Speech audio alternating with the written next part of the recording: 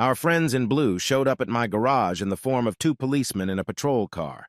I watched them surreptitiously from my seat under the elevator. It was unusual to see such happy policemen. Their faces became more serious as they approached me. They confirmed my identity and said they had some bad news for me.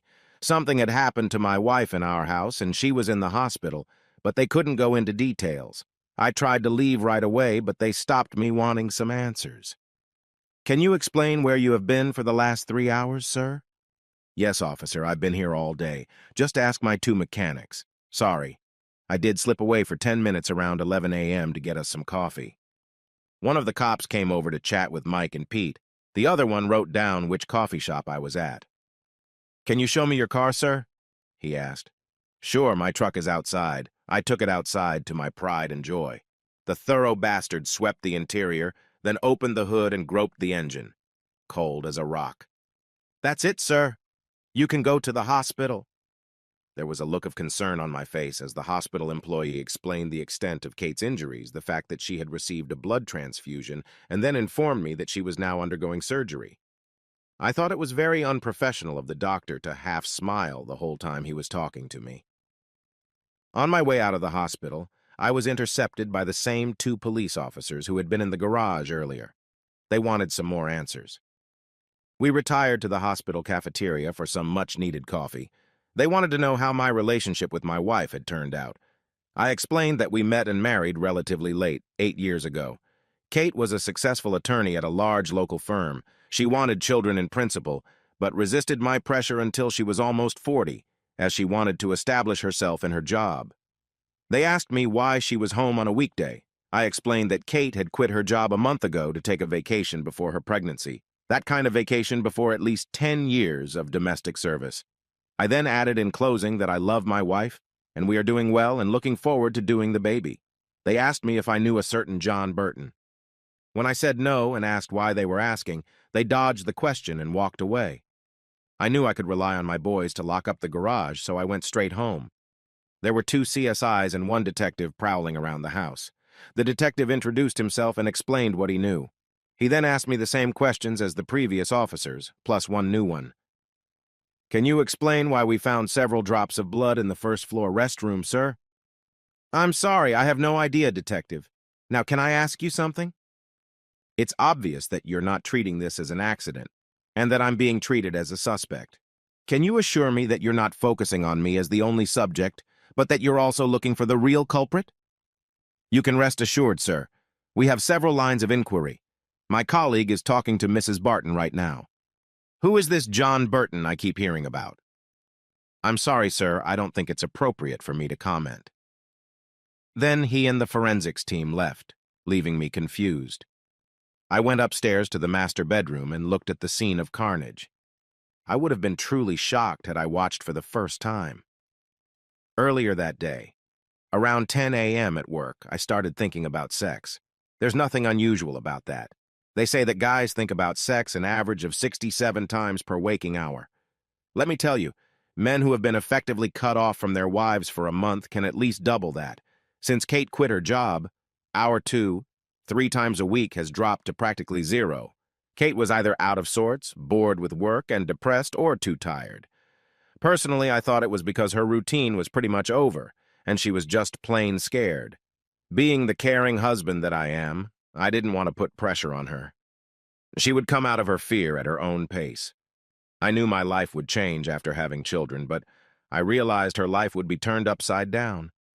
I kept dreaming of what our sex life had been like in the early years of our marriage. Anywhere, anytime, anyhow. We made an effort to keep it fresh and new for as long as our imaginations kept going, and then slowly fell into the automatic mode that 2 long-term partners often fall into.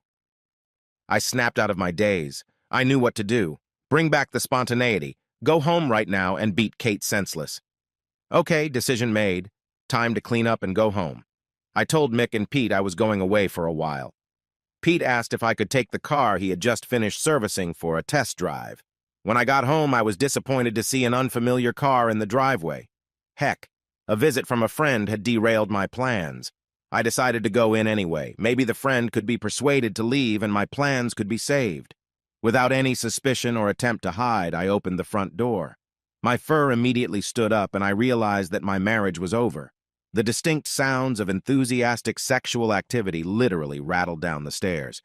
It was almost a reflex action to pull out my phone and start recording video. Whenever a customer delivered a car to the garage, I always did a quick video recording so we wouldn't be accused of scratching it. With my heart pounding frantically, I ran up the stairs and peeked through the bedroom door with my video camera at the ready. Yes, it was Kate. And yes, it was some guy I didn't recognize. Happily having her on our bed, fighting the urge to pounce and kill, I turned away. I could honestly say it was the hardest thing I'd ever done in my life. My legs no longer held me up, and I collapsed to the floor just outside the door. Completely devastated, I was only vaguely aware that they were reaching their peaks right around the corner. I don't know how long I stayed there, but it gradually dawned on me that all sounds of their adulation had stopped and only talking could be heard. It was just as bad and still tormented me to the core. I knew I had to get out of earshot to gain time to think. I knew instinctively that any reaction I had based on emotion would lead to at least him ending up in the hospital and me ending up in jail. I needed time to think. I quietly got up off the floor, tiptoed downstairs, and collapsed onto the couch.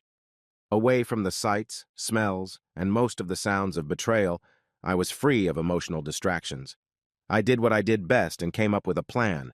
Get him out of the room and out of sight, beat the shit out of him where there wouldn't be too many bruises. His stomach should be just fine. Then throw him naked out the back door. Go back for her and throw her naked out the door. That should give them the right impression and give me complete freedom. With no bruises and no witnesses, hopefully I can avoid a trial. Fortunately, I had the perfect shock weapon in my workshop. 2 years ago, I was in the Army Reserve, National Guard, where my skills got me an assignment to clear the trucks we used to return to base. That's where I found a small device that was now going to come in handy. The police call them flashbang grenades. Slightly larger than a regular grenade, they are basically a small canister with a lever pin ignition mechanism.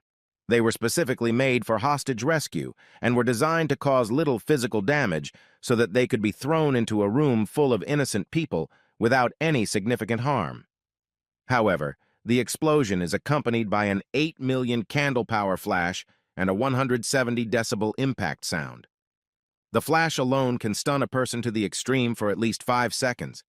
My mind, driven by my newly acquired hatred, quickly formed the rest of the plan. I didn't want to mess up my house, so I couldn't just throw the grenade on the floor. I pulled out the device and quickly taped a short piece of rope to it, then put a noose on the end of the rope. Having prepared myself in this way, I tiptoed upstairs.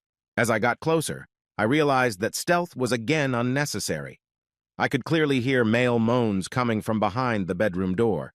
Stopping only to pick up my phone from the floor behind the door where I'd dropped it, I looked around the door jamb. Clearly ready for round 2, the guy was standing at the foot of the bed facing the door. Kate was kneeling with her back to me. Her head bobbed lazily back and forth. Damn, she was good at this. I tried desperately to separate what I was seeing from any emotions I was feeling, but it was only partially successful. Looking out from around the corner again, I made sure his eyes were tightly closed. This time I noticed that he placed his hands on her head. Mentally rehearsing the sequence of events I had decided on, I took a deep breath and sprang into action. One step into the room, looped the end of the rope around the hook on the bottom of the light fixture, leaving the device hanging halfway to the floor. Pulling out the pin, slipping it into my pocket, heading out the door again, fingers firmly clamped over my ears and eyes squeezed tightly shut. Even with my precautions, the effect was amazing. I could clearly feel the shock wave and the bright reflected light through my eyelids.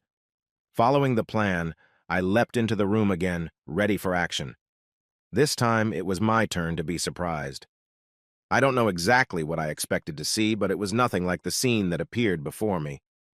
Mr. Anonymous was lying on his back on the bed, blood gushing from his groin.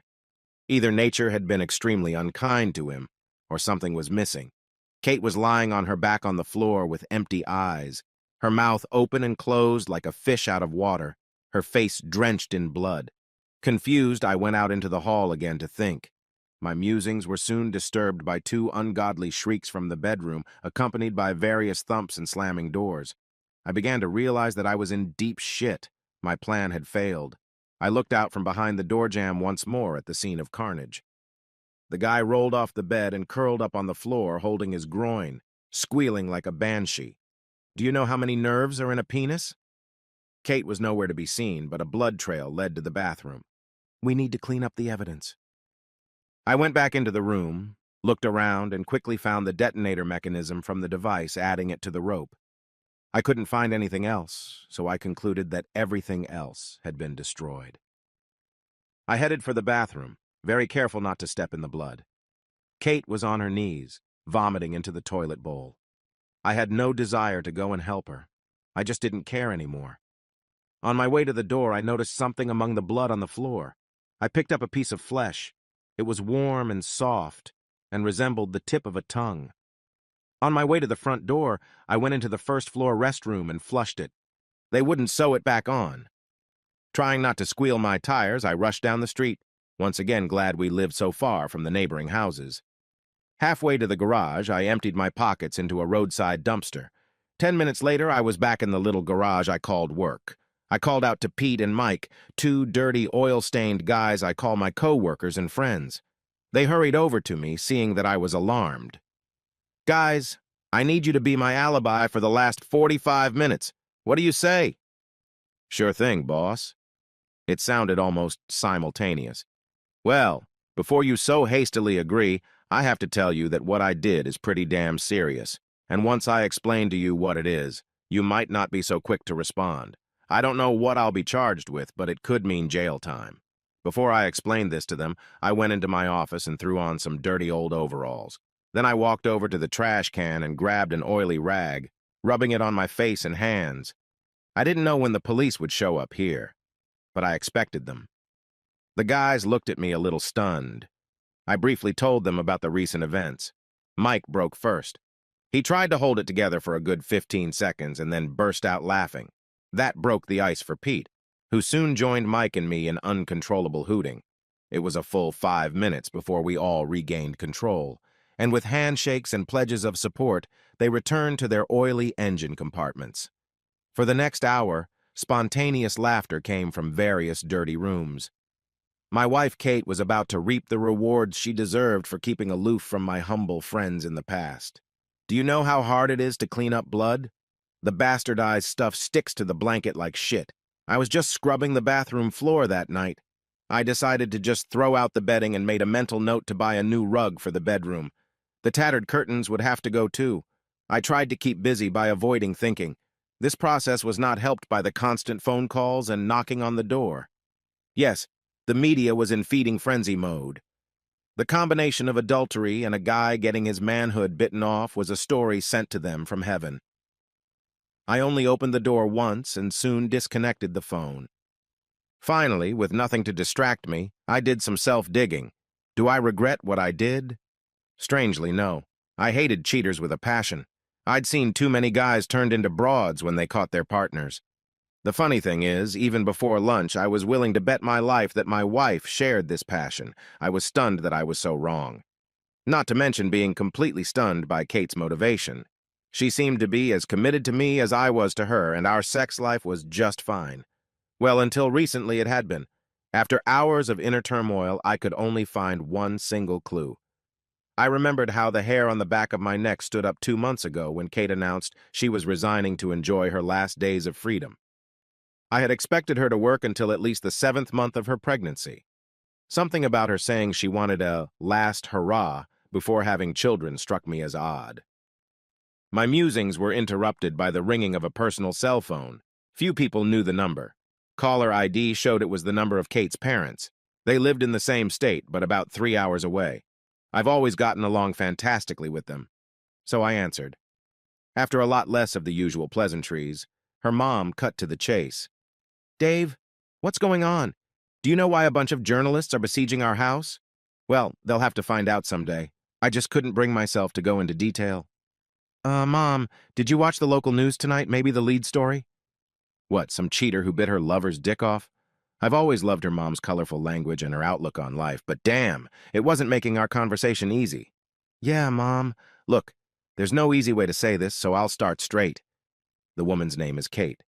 Thankfully, my confusion was interrupted by a shout. followed by a beep. As I hit the disconnect button on my phone, I noticed a warning on the screen. It reminded me that I had recorded the end of my marriage just 8 hours ago. I had vague memories of leaving my phone on the recording outside my bedroom door. I knew that if I never found out and believed the reason Kate did what she did, I would never be able to trust any woman again. There was a good chance I'd die a lonely misogynist doomed to a life of uselessness. With desperate hope, I started the video playing. I already knew what it was showing. Kate with her head on the pillow, ass in the air, being worked from behind. The pain was too fresh to relive the scene again. I opened my eyes just as I put the phone down on the floor. Without a visual, just a view of the hall ceiling, I had to imagine Mr. and Mrs. Adulter lying side by side on the bed. I couldn't make out the audio clearly, so I downloaded the file to my computer and ran it through an amplifier. This is an important part of their conversation. Wow, Kate, that was fantastic. In fact, the last week has been great. Does it really have to end today? My offer still stands. Just give me the word, and I'll divorce Sarah and marry you. Yeah, like that's gonna work. Great start to a marriage to a guy who fucked his wife and kids. No, and I love Dave too much to hurt him like that. Besides, he's a great husband and would make a good father. After today, I'll be Mrs. Goody-Goody housewife. At least until the youngest of our children goes to school. You can't love him that much. He's not the one lying here. No, you're wrong. I love him very much. The moment I met him, I knew he was my only soulmate. I'll never meet another. We are so in tune sexually that he can take me where no one else has ever taken me. I am blessed to have such a good man who spoils me and will babysit me when I get a big belly from his 2 or 3 babies. No, I want nothing so much as to die in his arms, surrounded by our grandchildren. Well, that was a great speech. At least Kate had the humanity to think about it. There was silence for a good half a minute. I guess I just missed the past. I didn't get married until I was 31, and I was a bit of a wild girl. I missed just walking into a bar and getting punched by all sorts of guys. The thrill of leading a guy on and then impulsively deciding if he's going to score or not.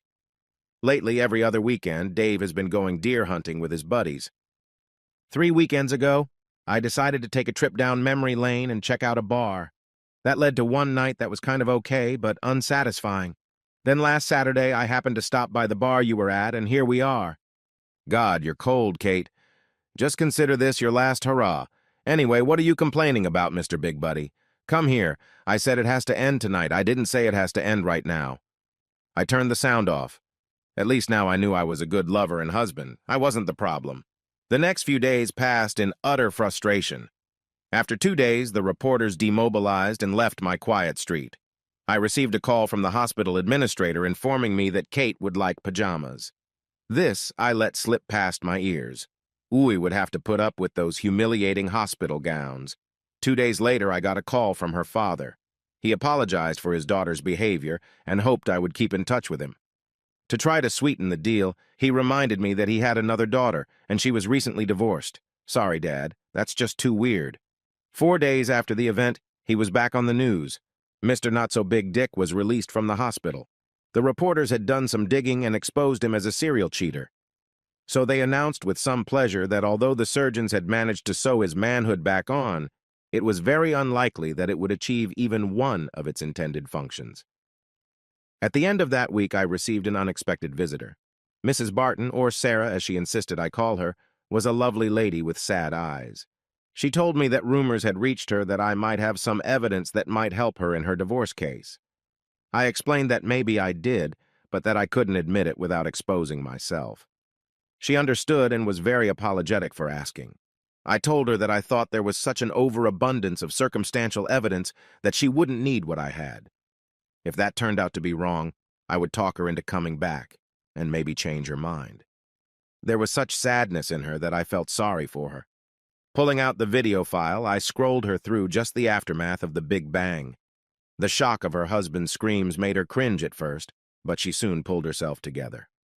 Suffice it to say, she wasn't too sad to leave. Being the helpful guy I am, I invited her to come over when the sadness returned to pick me up. Oh yeah, that wasn't the last time I saw Sarah Barton. The last visitor I received was probably the strangest. On Saturday, I opened the door to a detective I had talked to at the house on the day of the big event. The suit was gone. All that was left was jeans and a shirt. Hey, son. No, I'm not coming in. I just wanted to say that with insufficient evidence, I recommended closing the case. Hearing my thanks, he turned to leave, but stopped and looked back. Look, I'm retiring at the end of the year. If I come after that, will you tell me how you did it? I just smiled and wished him a good day. The letter from Kate came the following Tuesday. My dear Dave, I can't tell you how ashamed and sorry I am for doing this to you. I understand perfectly why you couldn't bring yourself to visit me, and I forgive you unconditionally. I never thought about the full extent of the possible consequences of my actions. I certainly did not envision that my parents would actually disown me. I know that I've lost your love, trust, and respect forever, which hurts me more than I can describe. I understand if you never want to talk to me again, but it might help your recovery if you let me explain why I did what I did. Just be sure it's all my fault. The doctors say I won't be able to speak properly for a long time, if ever. They think I swallowed the tip of my tongue when I bit it off. They are telling me about some experimental stretching technique that may restore some function. I hope it works, and I can at least get back to my career to take my mind off the dismal, love-deprived, childless future I'm facing now. Ask for anything in the divorce, and I'll sign it. If you find it in your heart to keep me on your health insurance for the near future, I would be eternally grateful. Goodbye, my love. I wish you nothing but happiness in the future. I hope I haven't completely messed up your life. Your Kate, a.k.a. your cheating wife. I have to say, the letter touched me. So much so that I immediately reversed my previous decision and sent her pajamas to the hospital. Now, where are Mick and Pete's cell phones? Do I owe them a beer? A keg each.